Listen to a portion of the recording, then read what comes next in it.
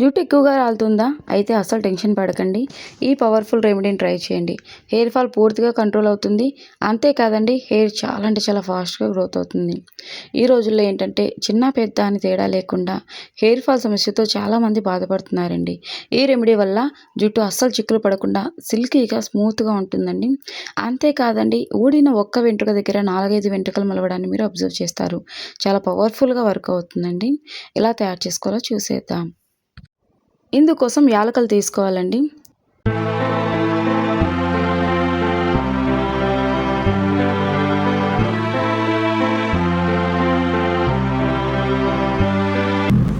నమస్కారం అండి. నా పేరు ఆర్ భాగ్యలక్ష్మి. నేను ఒడిశా రాయగడ నుండి వచ్చాను. ఇది ఇక్కడ నాకు 2023 నుండి మోకాలు నొప్పులు, కీళ్ళవాతం, మరి చేతి వేళ్ళు ఇవంతా నొప్పులు ఉండేవి. ఏమీ చేసుకోలేకపోయేదాన్ని. యూట్యూబ్లో అమృత సిద్ధ హాస్పిటల్ గురించి చూసి ఇక్కడ బాగా మెడిసిన్ ఇస్తున్నారని అందులో చూసి ఇక్కడికి వచ్చాను. వచ్చాక మెడిసిన్ 4 రోజులు వాడాక చాలా బాగా తగ్గింది. ముందైతే నేను బాత్రూమ్ కూడా వెళ్ళలేకపోయేదాన్ని. ఏం తిన్నా వాంటింగ్స్ అయిపోయేది, ఏమీ ఇష్టపడేది కాదు తినడానికి. మరి ఇక్కడ మెడిసిన్ వాడాక బాగా తగ్గింది. థెరపీ కూడా చేయించుకున్న. అమృత హాస్పిటల్కి ధన్యవాదాలు.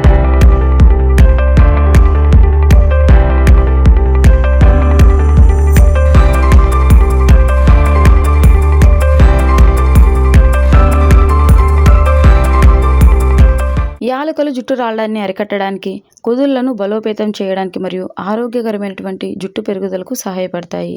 యాలకులు జుట్టుకు పోషణనిచ్చి జుట్టు ఆరోగ్యంగా ఉండేలాగా ఉంచుతాయి. అంతే కదండి, హెడ్ స్కాల్ఫ్, తల మాడు భాగాన్ని ఆరోగ్యంగా ఉంచుతాయండి. యాలకుల వల్ల జుట్టుకు అనేక ప్రయోజనాలు ఉన్నాయి. యాలకల్లో ఉండే విటమిన్ సి, ఐరన్ మరియు యాంటీ ఆక్సిడెంట్లు హెయిర్ ఫోలికల్స్ని డ్యామేజ్ కాకుండా కాపాడతాయండి. యాలకుల వల్ల జుట్టుకు అనేక ఉపయోగాలు ఉన్నాయి. కొద్దిగంత యాలకులు తీసుకొని ఈ విధంగా కిచెన్ రోట్లో రోకలు ఉంటుంది కదండి, ఒక గిన్నెలో పెట్టేసుకొని ఈ విధంగా దంపేసుకోండి. ఎక్కువ యాలకులు కూడా అవసరం లేదండి. ఇక కొద్దిగంత రైస్ తీసుకోవాలి. రైస్ వల్ల హెయిర్కి నెంబర్ ఆఫ్ బెనిఫిట్స్ ఉన్నాయండి.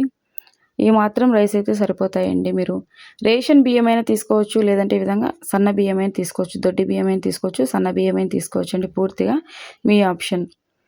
ఈ మాత్రం రైస్ అయితే సరిపోతాయండి.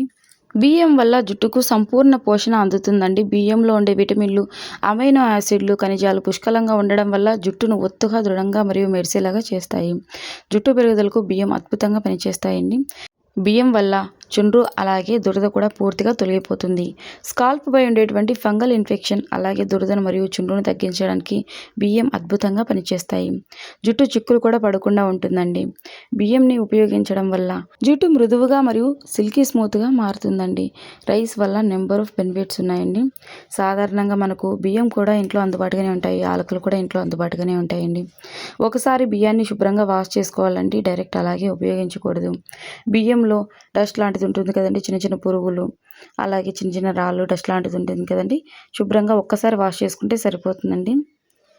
ఇక ఒక బౌల్లోకి ఈ విధంగా బియ్యంని అలాగే ఉంచేసి ఇందులోకి ముందుగా మనము యాలకులు రెడీ చేసి పెట్టుకున్నాం కదండి, దంపుకొని వాటిని ఇందులో యాడ్ చేసుకోవాలండి. సో ఇక ఇందులోకి 1 స్పూన్ వరకు ఫ్లాక్ సీడ్స్ తీసుకోవాలండి. అవిసె గింజలు తీసుకోవాలి. అవిసె గింజల వల్ల హెయిర్కి చాలా బెనిఫిట్స్ ఉన్నాయండి. హెయిర్ స్మూత్గా అవ్వడానికి, హెయిర్ ఫాస్ట్గా గ్రోత్ అవ్వడానికి, హెయిర్ ఫాల్ కంట్రోల్ అవ్వడానికి అవిసె గింజలు అద్భుతంగా పనిచేస్తాయి. ఎంత రఫ్గా ఉన్నటువంటి హెయిర్ అయినా స్మూత్గా మారుతుందండి. ఎప్పుడైతే హెయిర్ స్మూత్గా టర్న్ అవుతుందో అప్పుడు చిక్కులు పడకుండా ఉంటుంది. చిక్కులు పడడం తగ్గిందంటే హెయిర్ ఫాల్ కూడా కంట్రోల్ అవుతుందండి. సో చిక్కు ఉండడం వల్ల ఆ చిక్కు తీసే సమయంలో జుట్టు ఎక్కువగా రాలుతూ ఉంటుంది. ఇక ఇందులోకి కరివేపాకు తీసుకోవాలండి. పచ్చి కరివేపాకు తీసుకోవాలి. కరివేపాకులో పోషకాలు అధికంగా ఉంటాయండి. సో ఇక ఇందులో కొద్దిగా మెంతులు తీసుకోవాలి. మెంతుల గురించి నేను చెప్పనక్కర్లేదు, మీ అందరికీ తెలిసే ఉంటుంది. మెంతుల వల్ల జుట్టుకు అనేక పోషకాలు అందుతాయండి. ఇప్పుడు మనం తీసుకున్న వస్తువులన్నీ సాధారణంగా మనకి ఇంట్లో అందుబాటుగా ఉంటాయి. అంతేకాదండి, వీటన్నింటి వల్ల మన హెయిర్కి చాలా బెనిఫిట్స్ ఉన్నాయి. సో 1 గ్లాస్ వరకు వాటర్ తీసుకోండి. లాంగ్ హెయిర్కి ఈ మాత్రం వాటర్ అయితే సరిపోతాయండి. మీడియం కానీ షార్ట్ కానీ హెయిర్ ఉన్న వారైతే కాస్త వాటర్ అనేది దక్కించుకొని యాడ్ చేసుకోండి. ఈ రెమెడీని ఆడవారు, మగవారు, చిన్నపిల్లలు ఎవరైనా యూజ్ చేయొచ్చండి. ఒకసారి ఈ విధంగా మిక్స్ చేసుకొని ఒక మూతను క్లోజ్ చేసి 5 నిమిషాల పాటు అలాగే పక్కన పెట్టేసేయండి. బియ్యం కాస్త నానతాయండి. ఈ విధంగా మిక్స్ చేసుకోవాలి. కరివేపాకు పచ్చిది లేదు అనుకున్నట్లయితే ఎండు కరివేపాకు అయినా తీసుకోండి. మీ దగ్గర ఏవైనా అందుబాటులో లేకపోతే వీటికి బదులుగా ఏమైనా తీసుకోవచ్చా అన్న సందేహం ఉన్నట్లయితే కమెంట్ సెక్షన్లో తెలియజేయండి. ఖచ్చితంగా నేను రిప్లై ఇస్తాను.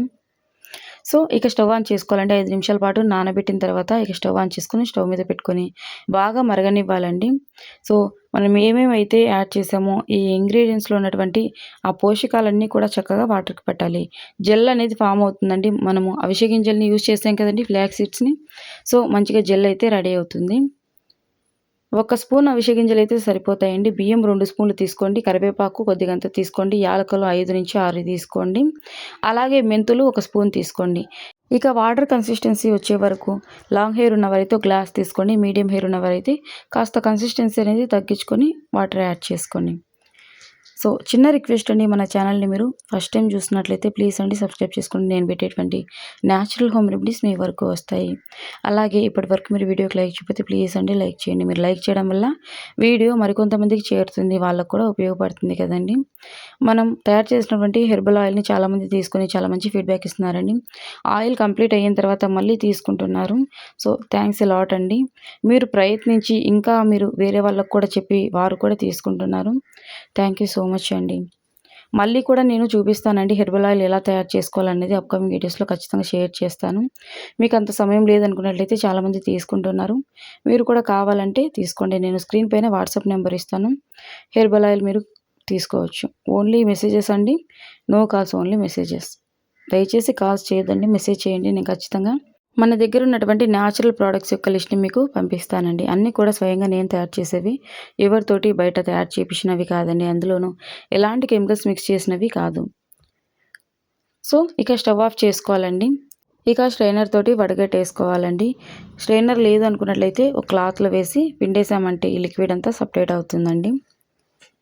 సో కొద్దిగంతా చల్లారనివ్వాలి. ఇమ్మీడియట్గా వడగట్టని అవసరం లేదు. ఒక 2 నిమిషాల పాటు అలా పక్కన పెట్టేసేయండి.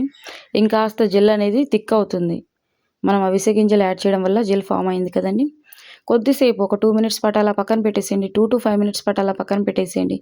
జెల్ అనేది ఇంకాస్త థిక్గా అవుతుందండి. తర్వాత ఈ విధంగా స్ట్రైనర్ తోటి వడగట్టేసుకోండి. మీరు కావాలంటే ఇదంతా కూడా వేస్ట్ చేయకుండా మిక్సీ పట్టి ప్యాక్ లాగా కూడా వేసుకోవచ్చండి. లేదంటే ఈ విధంగా సిరం మాత్రమే యూజ్ చేయొచ్చు. ఇక ఈ సిరంని ఎలా వాడాలి, ఎన్ని రోజులకు ఒకసారి వాడాలి అన్నది నేను కూడా అప్లై చేసుకొని మీకు చూపిస్తా చూడండి. అంతకంటే ముందు ఇందులోని మనము కొద్దిగంతా కోకోనట్ ఆయిల్ మిక్స్ చేయాలండి. సో చూస్తున్నారు కదండి, జెల్ ఫామ్ అయ్యింది. మన హెయిర్కి చాలా మంచిదండి. ఎంత పలుచగా ఉన్నటువంటి జుట్టైనా ఒత్తుగా పెరుగుతుంది. సో అప్లై చేసుకునే ముందు ఖచ్చితంగా ఇందులోకి కోకోనట్ ఆయిల్ యాడ్ చేయాలండి. ఎక్కువ అవసరం లేదు, కొద్దిగంత అంటే 1 స్పూన్ వరకు కోకోనట్ ఆయిల్ యాడ్ చేసుకోండి. కోకోనట్ ఆయిల్కు బదులుగా మీరు బాదం ఆయిల్ యూజ్ చేయొచ్చు, ఆలివ్ ఆయిల్ యూజ్ చేయొచ్చు, అలాగే డాబర్ ఆమ్లా, ఇలా మీరు తరచూ ఏ ఆయిల్ అయితే యూజ్ చేస్తూ ఉంటారో ఆయిల్ని ఇందులోకి 1 స్పూన్ వరకు యూజ్ చేయండి. జుట్టు మరీ డ్రైగా ఉంది హెయిర్ అనుకున్నట్టు, మరీ రఫ్గా ఉంది అనుకున్నట్లయితే 2 స్పూన్ల వరకు కూడా కోకోనట్ ఆయిల్ని యాడ్ చేసుకోవచ్చు. హెయిర్ మరీ ఎక్కువ డ్రైగా ఉంచొద్దండి. అప్పుడప్పుడు హెయిర్ ఆయిల్ అప్లై చేసుకుంటూ ఉండాలి. జుట్టు చివర్లు చిట్లుతుందనమాట ఎక్కువగా డ్రైగా ఉండడం వల్ల. సో ఇక నేను నా హెయిర్కి అప్లై చేసి చూపిస్తున్నా చూడండి. అప్లై చేస్తే సరిపోదండి, ఖచ్చితంగా మర్దన చేయాలి. 2 నుంచి 3 నిమిషాల పాటు ఈ విధంగా ఫింగర్ టిప్స్ తోటి మంచిగా మర్దన చేయాలి. అప్పుడే బ్లడ్ సర్క్యులేషన్ బూస్ట్ అవుతుందండి. రాలిన వెంట్రుక దగ్గర కొత్త వెంట్రుక రావడానికి అవకాశం ఉంటుంది. అంతేకాదండి, హెయిర్ ఫాల్ కూడా కంట్రోల్ అవుతుంది. సో ఈ విధంగా అప్లై చేసుకున్న తర్వాత ఖచ్చితంగా 40 to 45 మినిట్స్ అలాగే ఉంచేసేయండి. 40 నుంచి 45 నిమిషాల వరకు అలాగే వదిలేయండి.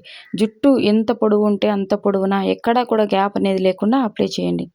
జుట్టు చివర్లు కూడా మొత్తం అంతా అప్లై చేసిన తర్వాత 40 నుంచి 45 నిమిషాల వరకు అలాగే వదిలేసి మీరు తరచూ ఏ షాంపూ అయితే యూజ్ చేస్తూ ఉంటారో ఆ షాంపూ తోటి తల స్నానం చేసేయచ్చు. కూకుడుకాయతోటి కూడా తల స్నానం చేయొచ్చండి. ఖచ్చితంగా ఈ విధంగా మసాజ్ చేయండి, అప్పుడే మనకు 100% రిజల్ట్ ఉంటుంది.